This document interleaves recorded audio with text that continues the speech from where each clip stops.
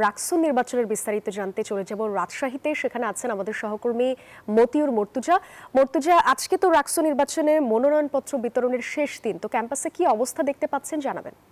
রাকসু নির্বাচনে তৃতীয় দফায় মনোনয়ন ফর্ম উত্তোলনের সময়সীমা বৃদ্ধি করা হয়েছে।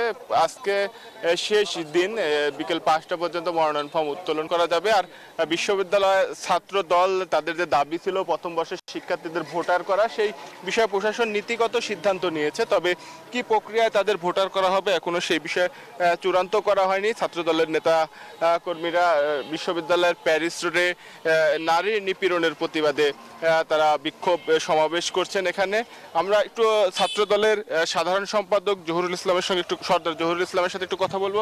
আপনাদের দাবি অনুযায়ী প্রথম বর্ষের শিক্ষার্থীদের ভোটার করার নীতিগত সিদ্ধান্ত নিয়েছে, সেই বিষয়টা নিয়ে একটু বলবেন। আর নারী নিপীড়নের প্রতিবাদে আজকে বিক্ষোভ মিছিল কখন শুরু হবে? আপনারা ইতিমধ্যে লক্ষ্য করেছেন যে আমাদের কর্মসূচি ঘোষণা করছে, আমরা নেতাকর্মীরা সব ক্যাম্পাসে আছে, এখানে আসলেই আমাদের কর্মসূচি শুরু হয়ে যাবে।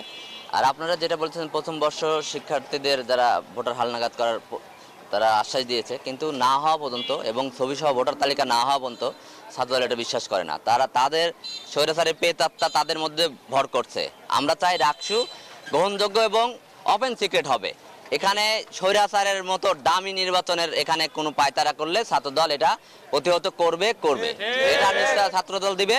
সকলের ভোট অধিকার প্রয়োগে ছাত্রদল নিশ্চয়তা দিবে এবং ছাত্রদলের অঙ্গীকার থাকবে এই রাকসু নির্বাচনে শতভাগ ভোট কাস্ট হওয়ার জন্য ছাত্রদল যা যা করার দরকার শিক্ষার্থীদের পাশে থাকবে এবং প্রশাসনে যার দায়িত্ব থাকবে তাদেরকেও সহায়তা করবে। ধন্যবাদ আপনাকে। যেমনটি বলছিলেন যে প্রথম বর্ষের শিক্ষার্থীদের ভোটার করা সহ সবার অংশগ্রহণ নিশ্চিত করার পরই ছাত্রদল তাদের আন্দোলন প্রত্যাহার করবে, তারপরে রাকসু নির্বাচনে অংশ নেবে। এই ছিল রাজশাহী বিশ্ববিদ্যালয় থেকে সর্বশেষ। মর্তুজা, ধন্যবাদ আপনাকে।